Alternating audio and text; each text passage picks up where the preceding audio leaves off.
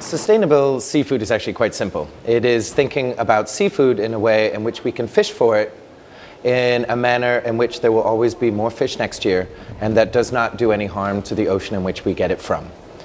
Yet, there are many more complex layers to it than that, such as how the fish is caught, whether it is farmed or whether it's wild, and what kind of fish it is in general. There are many different kinds of fish farming right now, so things like salmon aquaculture, which is incredibly destructive both to the environment and to the wild populations in which they're trying to supplement, they're terrible.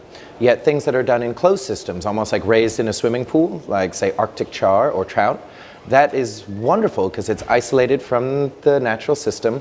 We can control disease and pollution, and it provides us with a very healthy source of protein. Avoid things definitely like shark because it's unsustainable and loaded with toxins. Things like farmed salmon can be loaded with toxins as well.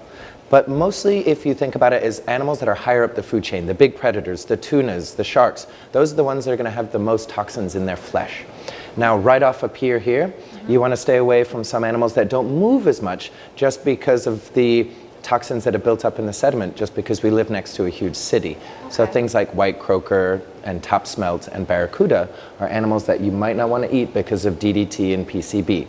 But there are still wonderful options you can go fishing for right off our pier, such as Pacific halibut is a lovely option out there. Wild Alaskan salmon is a lovely, lovely piece of fish, which is also incredibly healthy for you. A lot of fishes that are lower on the food chain, things like sardines and anchovies, that most people haven't really broken into in terms of a culinary adventure.